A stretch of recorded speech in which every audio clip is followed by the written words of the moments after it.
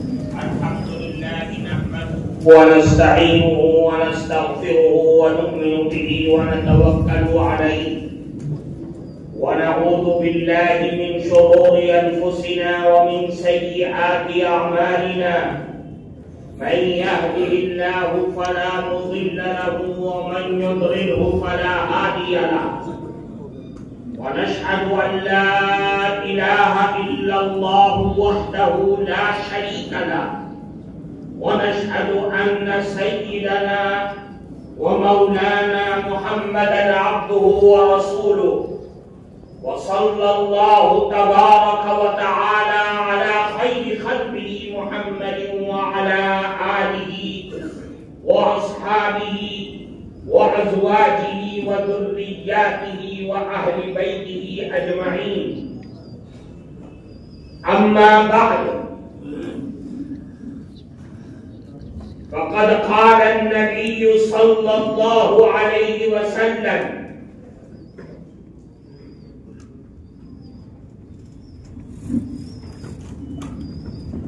افتحوا على صبيانكم أول كلمة بلا إله إلا الله ولقنوهم عند الموت لا إله إلا الله أو كما قال رسول الله صلى الله عليه وسلم. محترم صدر جلسہ، حضرات علماء کرام اور پورے راجستھان سے تشریف لائے ہوئے جمعیت علماء کے خدام، کارکنان اور جمعیت علماء سے محبت رکھنے والے ہمارے معزز بزرگوں اور عزیز دوستوں،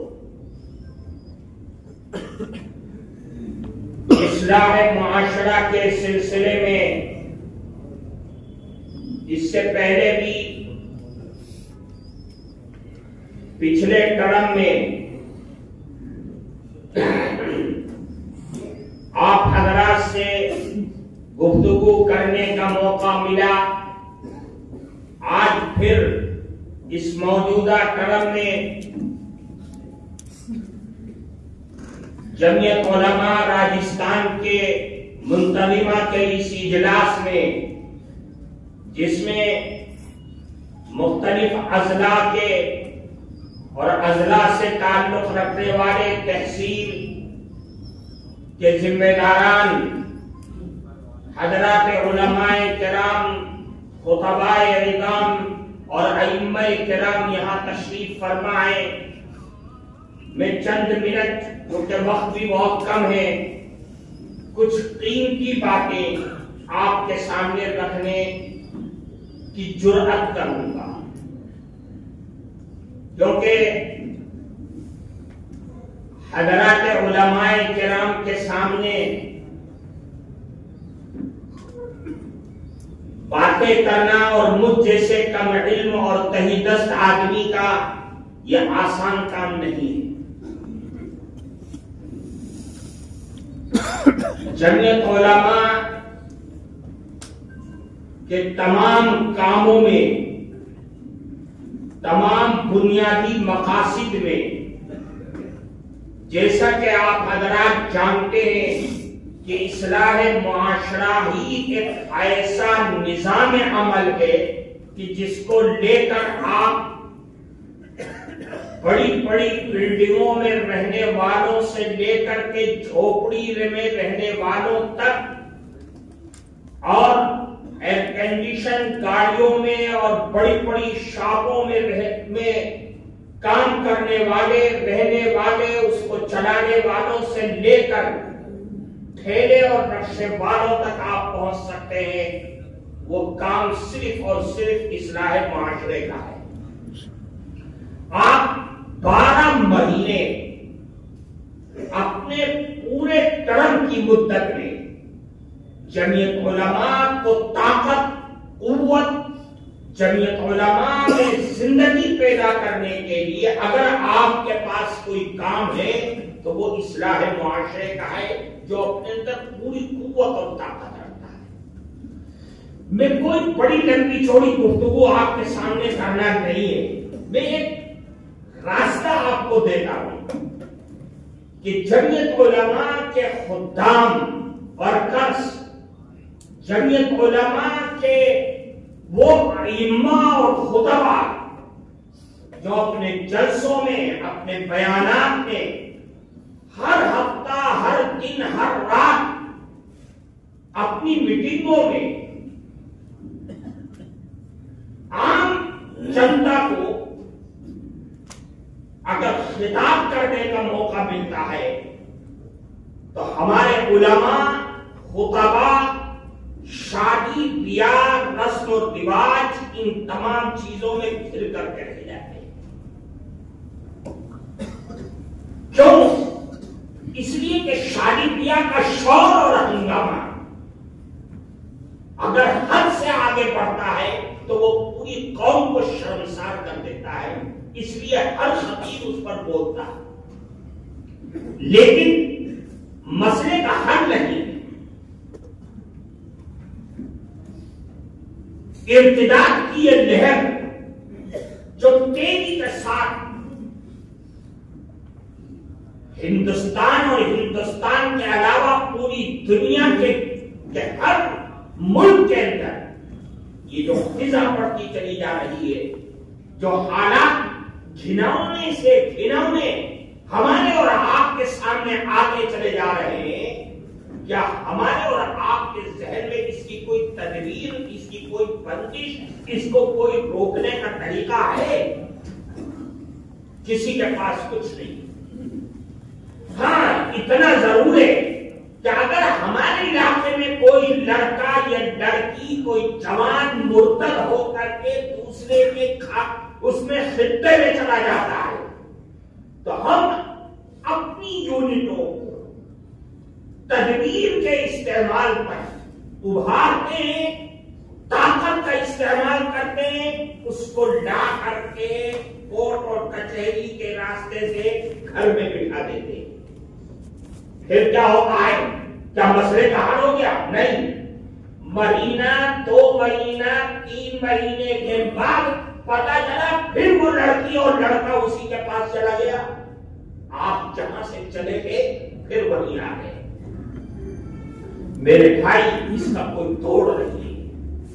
میری سمجھ میں جو سمجھتا ہوں، اگر آپ بھی اس کو سمجھنے لگے، کاش میں اپنے دل کی بات آپ تک پہنچا دوں اور آپ کے دماغ میں، آپ کے ذہن میں وہ بات اتر جائے، تو میں سمجھتا ہوں حالات آج نہیں تو کل نہیں پرسوں حالات بدلیں گے، اور کوئی ہم جس شریعت کو مانتے ہیں، جس رسول اللہ کی تعلیم کو مانتے ہیں، رسول اللہ کی مکی زندگی کے دن اور رات کو جو ہم سمجھتے اور پڑھتے ہیں، وہ ایسی انقلابی تعلیم ہے جس نے بڑے سے بڑے جرائم کو زمین میں دفن کر دیا ہے۔ میں کہتا ہوں، اگر ہم اس عمل پر، اس راہ پر چل کر کے اپنی قوم کو ایک عمل کی دعوت دیں گے تو انشاءاللہ نتیجہ بہترین سے بہترین آپ کے اور ہمارے سامنے آ سکتا ہے۔ وقت بہت کم ہے، میں آپ کو بہت، کیونکہ آپ پڑھے لکھے لوگ ہیں، میں آپ کو صرف کچھ باتیں عرض کروں گا، آپ انشاءاللہ سمجھ جائیں گے۔ جناب رسول اللہ صلی اللہ علیہ وسلم کی تعلیم یہ کہتی ہے کہ معاشرے میں اصلاح، سماج میں بہترائی اور امت مسلمہ کے درمیان اللہ اور اس کے نبی سے رشتوں کو مضبوط کرنے کے لیے بنیادی عمل، سب سے پہلا زینہ اور پہلی سیڑھی یہ ہے کہ آپ اپنی اولاد کی صحیح تربیت کیجیے، اسلامی تربیت کیجیے، شریعت کے مطابق تربیت کیجیے، ان کو بتلائیے، ان کو سمجھائیے، ان کو سکھلائیے کہ رسول اللہ کو جن کے ہم سب غلام ہیں، ان کی تعلیم یہ ہے اور ہمیں اس طریقے سے زندگی گزارنی ہے۔ ہم اپنی عوام کو ٹریننگ دیں، बतलाएं, ये गाना बजाना, ये बारात, ये बढ़ाओ, ये पढ़ाना और ये सब अपनी जगह काबिल इस्लाह अमल है। दुनिया का कोई इंसान उससे इनकार नहीं करता है, लेकिन हम ये बतलाएं उनको कि तेरे यहाँ औलाद होगी, अल्लाह औलाद देगा। सुन, अल्लाह के नबी फरमाते हैं कि यह औलाद अमानत है तेरे पास। माँ और बाप के लिए ऐसी अमानत है कि अगर आज तूने उसमें कोताही कर दिया तो याद रख सारी जिंदगी भुगतेगा, समाज का हर इंसान उसको भुगतेगा अगर इस्लाम में कोई कमी रहेगी। अल्लाह के नबी अब उसकी तालीम और तरबियत और उसकी इस्लामी तरबियत की तरफ कदम बढ़ाते हैं।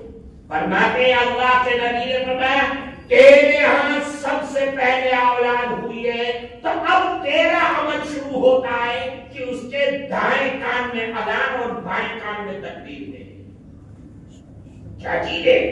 बच्चा समझता नहीं, जानता नहीं, आप कह रहे हैं कि कलिमा के अजान और तकबीर उसके कान में डाल दो, क्या मतलब होता है इसका? अल्लाह के नबी जनाब रसूलुल्लाह सल्लल्लाहु अलैहि वसल्लम की ये तालीम है। आइम्मा, मुहद्दिसीन, मुफस्सिरीन इसके बहुत सारे मताइब बयान फरमाते हैं। उसमें सबसे बुनियादी चीज ये है जिसको उलमा और मुहद्दिसीन ने बताया कि गैर शुरूरी हालत में बच्चे के कान में अज़ान और तकबीर कहने का अमल ये उस एहसास को याद दिला रहा है कि जो तूने अहले अलस्त में अल्लाह की वहदानियत का इकरार किया था, आज उस ला इलाहा इल्लल्लाह की सदाई इसके कान में पहुंचा करके दिल में वहदानियत और रसूलुल्लाह की रिसालत का बीज डाले। अब जब बीज इसके दिल में पड़ जाएगा, जिसको ये बच्चा नहीं समझता न जानता है, ये बीज जब दिल के अंदर पड़ेगा तो अपने तमाम बारोबर के साथ, अपने तमाम शाखाओं के साथ इसकी जिंदगी में गाहे बगाहे फल फूलता हुआ जब वो दरख्त बन करके पैदा होगा और उसके फल सामने आएंगे तो ये ला इलाहा इल्लल्लाह और अज़ान और तकबीर का बीज ही काम देगा। ये रसूलुल्लाह की तालीम है। हज़रत हसन रज़ियल्लाहु ताला आपसे रिवायत है, फरमाते कि दाएं कान में अज़ान और बाएं कान में तकबीर कहो। जो शरीयत की और इस्लामी तालीम की इसमें लॉजिक है वो ये है कि लम यदुर्रहु उम्मुस सिबियान, तेरे बच्चे को उम्मुस सिबियान से नुकसान नहीं पहुंचेगा अगर ला इलाहा इल्लल्लाह और अशहदु अन ला इलाहा इल्लल्लाह की सदाएं इसके अंदर फूंक देगा। ये शरीयत की लॉजिक है। हम नहीं बताते, हम इसकी तालीम नहीं देते। कौन देता है मस्जिद में इसकी तालीम? और 70% और 60% के करीब मुस्लिम आबादियों का यह हाल है हमारी कि वो अज़ान और तकबीर खुद भी कहना नहीं जानते हैं और उनके पास मौका भी नहीं रहता, उसकी अहमियत को नहीं समझते। मैं समझता हूं कि आप में से कोई आदमी इसका इनकार नहीं कर सकता है। क्यों? इसलिए कि आज हमारे यहां बच्चे घर में नहीं हॉस्पिटल में रहते हैं, वहां जन्म हो रहा है और अब की सूरत हाल ये है कि बच्चा पैदा हुआ साफ सूफ करके न मां ने देखा है न बाप ने देखा, डॉक्टर नहीं आती कहती है बच्चे के दिल की धड़कन सही नहीं, इसको ऑक्सीजन रूम में भेजना पड़ेगा। वहीं से बच्चा उठाया ऑक्सीजन रूम में भेज दिया। अब क्या हुआ? न मां ने देखा न बाप ने देखा, शीशे के अंदर से देख रहे हैं, करीब जाने की इजाजत नहीं है। यहां लड्डू बढ़ गए, सबने खा लिया, खुशियां मना ली, आइज़ा रिश्तेदार अपने घर को चले गए। 6 दिन 7 दिन 8 दिन 10 दिन के बाद बच्चा आता है, न अज़ान रही न तकबीर रही, खत्म हो गई कहानी। अरे भाई जब बीज ही नहीं डाला है तो किस फल के तुम मुंतज़िर हो? किस शाख के साए का तुम इंतजार कर रहे سامنے حالات آ رہے ہیں. اور آگے چلیے، اللہ کے نبی نے فرمایا 7ویں دن عقیقہ کرو، اچھا سے اچھا نام رکھو، انبیاء کرام کا نام رکھو، عبداللہ عبد الرحمن کر کے نام رکھو، معنی جس کا اچھا اور بہترین ہو وہ معنی کا نام رکھو. کیوں؟ اس لیے کہ قیامت کے دن تم اسی نام سے بلائے جاؤ گے. تمہارا بھی نام اور تمہارے باپ کا نام لے کر کے بلایا جائے گا. اب دیکھو ان دونوں عملوں کے درمیان عقیقہ اور نام اللہ کے نبی کی ایک سنت کہہ لیجیے، مستحب عمل تحلیل. کون جانتا ہے کہاں ہوتی ہے تحلیل؟ نیک صالح آدمی سے جوارا، کھجور یا مٹھائی یا کوئی ایسی چیز چبوا کر کے بچے کے تانوں میں اس کے جبڑے میں لگا دو. رسول اللہ کی تعلیم کی لاجک یہ کہتی ہے کہ یہ چبایا ہوا نیک آدمی کا عمل اس کے منہ میں جائے گا، اس کے پیٹ میں جائے گا، تو اس نیک آدمی کے اثرات تمہارے بچے میں اتر جائیں گے. ہم نے بتایا نہیں، میری قوم جانتی ہے کون ہے. حضرت اسماء بنت ابی بکر رضی اللہ تعالی عنہا وہ فرماتی ہے کہ ہجرت کر کے رسول اللہ مدینہ منورہ آ گئے. وہ بعد میں گئی چند دن کے بعد. وہ فرماتی ہے ہم قبا میں جا کر کے ٹھہر گئے. اسی علاقے میں میرے پیٹ میں بچہ تھا حضرت عبداللہ بن زبیر رضی اللہ تعالی عنہ. مہاجرین میں جو جس کے ہاں سب سے پہلی ولادت ہوئی وہ عبداللہ بن زبیر نے. فرماتی ہے کہ میں عبداللہ بن زبیر پیدا ہو گئے، میں نے گود میں اٹھایا، رسول اللہ کی گود میں لے جا کر کے ڈال دیا. کیا ہوا؟ فرماتے کہ فحلتہ، اللہ کے نبی نے ان کی تہنیت کی. وہ سماہ، اور اللہ کے نبی نے ان کا نام رکھا. وہ دعا لہ بالبرکہ، اور اللہ کے نبی نے برکت کی دعا کیا. یہ رسول اللہ کا عمل ہے، میرا اور آپ کا نہیں ہے. اس وقت ضرورت ہے اس بات کی کہ ہم اس کی تعلیم دیں اور بتلائیں. عقیدے کی اہمیت ہماری قوم میں سے ختم ہو چکی ہے. نہیں جانتے، ہم نہیں سمجھتے. ہماری قوم ہی نے ہم نے بتایا نہیں ہے کہ وہ سمجھے گی کیسے. ہم تو گانا بجانا بارات پہ گر کر کے لے گئے. نہیں جانتے. اللہ کے نبی کی تعلیم ہے کہ لڑکا ہے 2 بدلا کر، لڑکی ہے تو ایک. اگر 2 کے بجائے 1 کی گنجائش سے 1 کی کر دے، 7ویں دن کر دے، 14ویں دن کر دے، 21ویں دن، جب چاہے کرنا کر دے.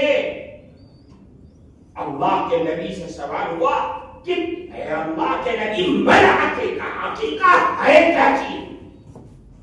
اللہ کے نبی نے فرمایا ان اللہ لا یحب العقوق، کہ اللہ نافرمانی کے جذبات کو پسند نہیں کرتا.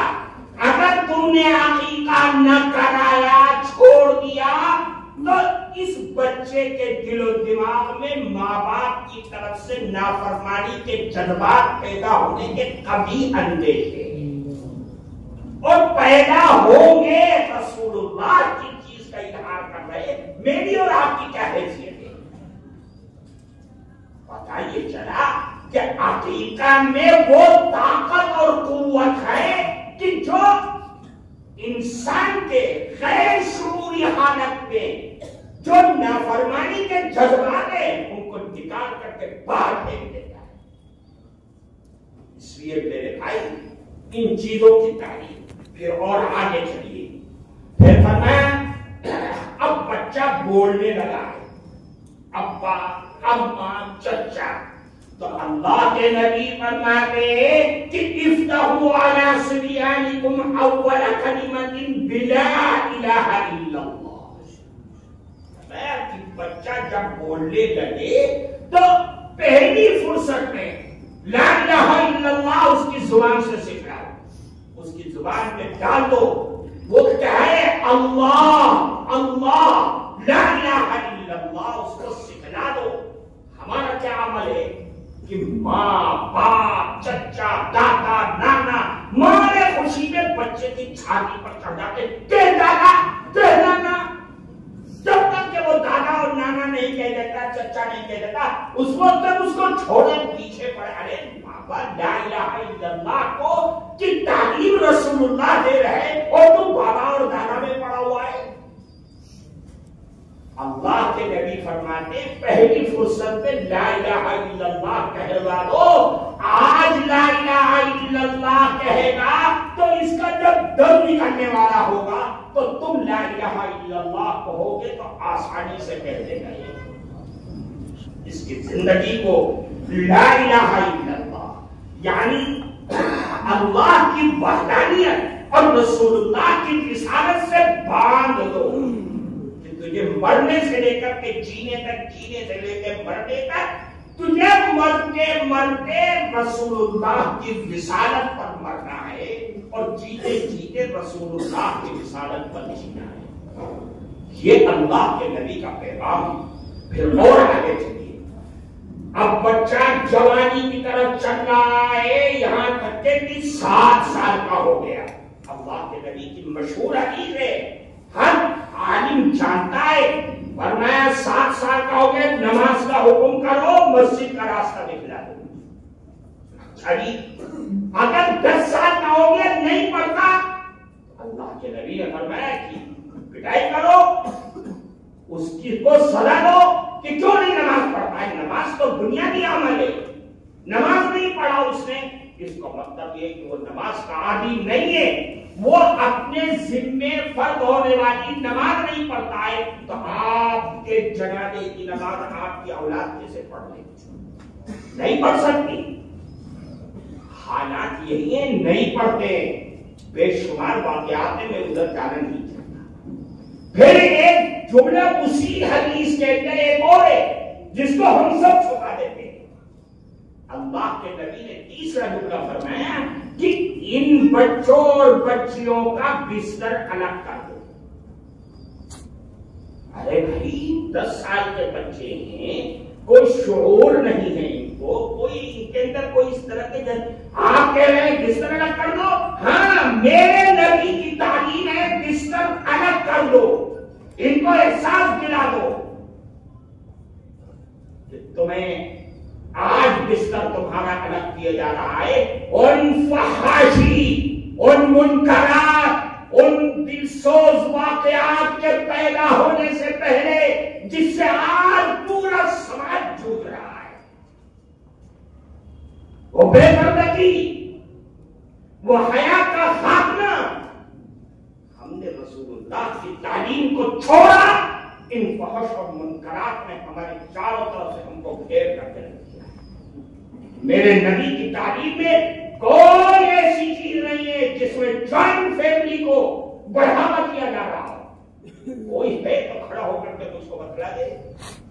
ہماری صاحب میں 4 بھائی ہیں، بڑی محبت ہے، آپ کے لیے الگ الگ ہو جاؤ، ہم تو ایک ہی رسوئی میں کھانا بنواتے ہیں، ایک ہی بستر پر بیٹھ کر کے ہم کھانا کھاتے ہیں، بڑی محبت ہے، ایک دوسرے کے دکھ درد۔ وہ بے ایمان ہے، وہ بے حیا ہے، وہ رسول اللہ کی زبان میں دیوس ہے۔ وہ 4 بہنیں اور چاروں کی بیوی ایک چھت کے نیچے رہ رہی ہیں، تو جاتا ہے کہ اپنی بھائی کے اوپر تیری نگاہیں پڑتی ہیں، کون سی شریعت، کون سی حدیث، کون سی رسول اللہ کی فقہ ہے کہ جس میں تجھ کو اجازت ہے اپنی بہن اپنے بھائی کی بیوی پر نگاہ ڈالنے کی؟ تمہارے لڑکے، ان کی لڑکی، ان کا لڑکا، تمہاری لڑکی، سب ایک چھت کے نیچے رہ رہے ہیں، سب ایک دوسرے پر نگاہیں ڈال رہے ہیں، نامحرم ہے کہ نہیں ہے؟ یہیں سے فحش اور منکرات اور بے حیائی کو جنم ملتا ہے۔ ہم نے جنم کے سارے دروازوں کو کھول دیا ہے۔ ہم نہیں بتلائیں گے، مجرم سمجھے جائیں گے، ہم اللہ کے دربار میں مجرم مانے جائیں گے۔ تعلیم کیجیے، انہیں سکھلائیے قوم کو۔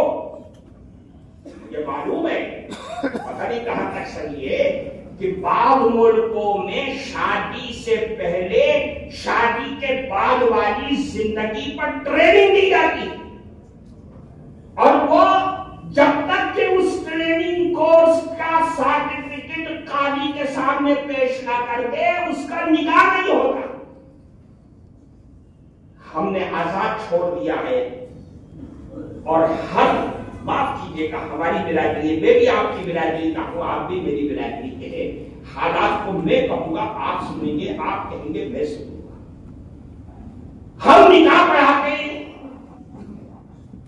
یہود جیسی تنظیم، یہود جیسی جماعت جس کا سب سے پیر تک باطل اور کفران پر مبتلا ہے، کوئی انکار نہیں کر سکتا، ٹھگی چھپی بات نہیں ہے، وہ عیسائی اور یہودی بغیر عبادت خانوں میں جائے اپنے قوم کا نکاح اور شادی بیاہ نہیں کرتے۔ ہم کیوں کرتے ہیں مسجد کو چھوڑ کر کے؟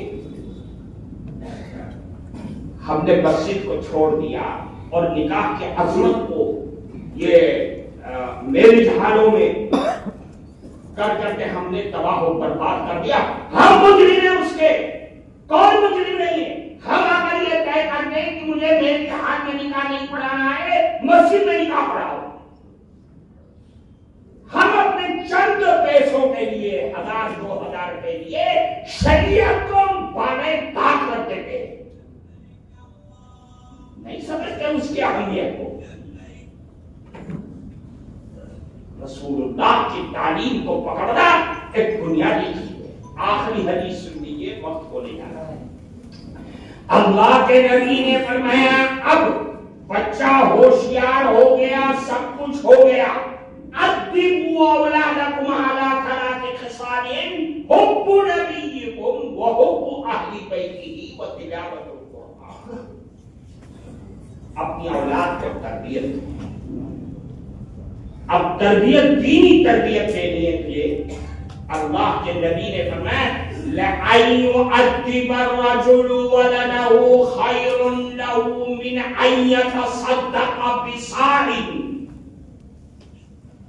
فرمایا کہ اپنی اولاد کو صحیح دینی تربیت اور حسن معاشرت پر لا کر کے کھڑا کر دینا ایک صاف صدقہ کرنے سے بہتر ہے تمہارے لیے۔ یہ رسول اللہ کی تعلیم ہے، یعنی اللہ کے راستے میں صدقہ کرو، اس سے بہترین چیز یہ ہے کہ تم اپنی اولاد کی صحیح تربیت کرو، اور صحیح تربیت کا جو ضابطہ متعین کیا ہے اللہ کے نبی نے بے شمار احادیث ہے۔ ایک حدیث میں نے آپ کو پڑھی ہے، فرمایا 3 چیزوں پر لا کر کے جمع کرو۔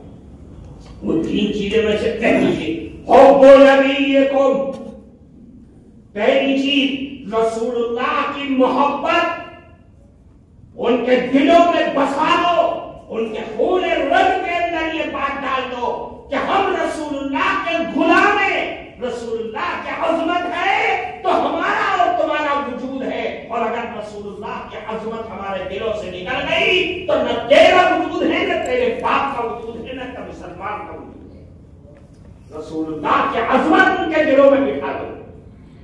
رسول اللہ کی عظمت اگر ہوگی تو یاد رکھیے میری اولاد دنیا کے کسی بھی خطے میں چلے جائے، رسول اللہ کی عظمت سامنے ہوگی تو وہ دنیا والوں کو متاثر کر دے گا، دنیا کے لوگوں کے ان کے عمل سے متاثر نہیں ہوگا۔ میرے نبی میری جان رگ ہے، میری نور نظر ہے، میرے خون کا قطرہ ہے، میرے دل کی دھڑکن ہے، میرے سر کا تاج ہے۔ رسول اللہ کی عظمت ہے تو سب کچھ ہے، اگر اس کی عظمت نکل گئی تو سب کچھ برباد ہو جائے گا۔ یہ کون ڈالے گا؟ یہ ماں ڈالے گی، یہ باپ ڈالیں گے، اور پھر یہ مکاتب کے ذمہ داران اساتذہ یہ ڈالیں گے۔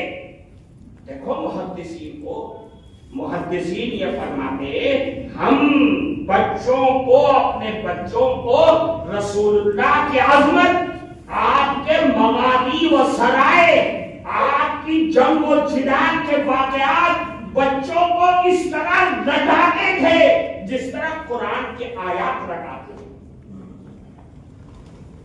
جب ہم یہ تعلیم دیں گے تو فتنہ شکیلیت، فتنہ قادیانیت اور جو یہ بددماغ لوگوں کی سازشوں کے جو بارہا واقعات سامنے آتے ہیں، میرے بچے ان فتنوں سے محفوظ رہیں گے اور وہ یہ سمجھیں گے کہ میری ماں نے، میرے باپ نے، میرے بچپن کے اساتذہ نے میرے دماغ میں یہ بٹھا دیا ہے کہ اللہ کے بعد اس دھرتی پر اگر کوئی ہے کائنات کے اندر تو وہ میرے آقا جناب رسول اللہ صلی اللہ علیہ وسلم، ان کے علاوہ کوئی نہیں. اس لیے میرے بھائی ایک چیز پھر فرمایا وَحُبُّ أَهْلِ بَيْتِي، اور اہل بیت کی محبت کو بھر. آپ کے چچا، آپ کے تایا، آپ کے پھوپھیاں، آپ کی ازواج مطہرات، آپ کی صاحبزادیاں، آپ کے صاحبزادے، ان کو رٹا دو، ان کو بتلا دو. ہم نے چھوڑا ہے تو میری اولاد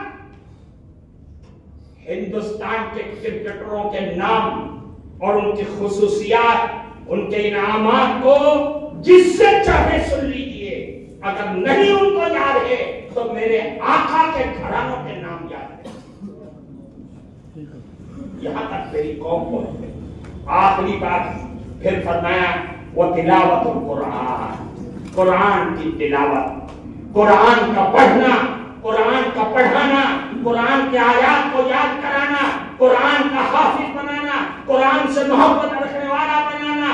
قرآن قرآن قرآن ان کے رگ و ریشے کے اندر بھر دو اور ان کو یہ بتلا دو کہ آیات کا رکھنا قرآن ہی نہیں ہے، صرف حافظ قرآن ہو جانا ہی قرآن کا حق ادا کرنا نہیں ہے. قرآن نام جس چیز کا ہے وہ ان کے دل و دماغ میں بٹھا دو، ماں اور باپ کے خاص طور سے، کہ قرآن القرآن هو النظم والمعنى جميعا. قرآن تو نظم اور معنی دونوں کا نام قرآن ہے. قرآن کے آیات جس طرح منزل من السماء ہے، اس کے معنی اور مطالب بھی منزل من السماء ہے. ہم نے حافظ قرآن کر کے چھوڑ دیا، لوگوں کو بتلایا ہی نہیں ہے کہ ابھی تو آدھا کام ہوا ہے. ہم نے بھی مٹھائی کھا دی، ان کے ماں باپ کے تحفے قبول کر دیے، میرا بچہ میرا شاگرد امام بن گیا، بہت خوش ہو رہے. ارے آدھا ہوا ہے، اسے یہی نہیں معلوم کہ سود حرام ہے، اسے یہ نہیں معلوم کہ غیبت اور جھوٹ حرام ہے، بےایمانی اور رشوت لینا حرام ہے، اسے یہ معلوم نہیں جھوٹی گواہی دینا مہا پاپ ہے. کچھ نہیں جانتا وہ. رسول اللہ نے فرمایا وہ نہیں معلوم ہے اس کو. اس لیے میرے بھائیوں، بات بہت بڑی اور زیادہ تھی، گفتگو کرتا میں آپ سے موقع نہیں ہے. یار زندہ صحبت باقی پھر ملے گا. آپ اس ترتیب سے محنت کریں اور انشاءاللہ میری کتاب اولاد کی تربیت قدم و قدم ابھی وہ منزلِ طلاق ہے، وہ انشاءاللہ تیار ہو جائے گی. میں حضرت مولانا کو پیش کروں گا اور اس کو دیکھیے گا، پڑھیے گا، اسی انداز سے تربیت کیے. انشاءاللہ حالات بدلیں گے، رنگ بدلے گا اور آپ کی اور ہماری محنت بالکل ہوگی. اللہ تعالیٰ ہم سب کو عمل کی توفیق عطا فرمائے. Thanks for watching. Don't forget to like, comment, share and subscribe to Al Wahid channel.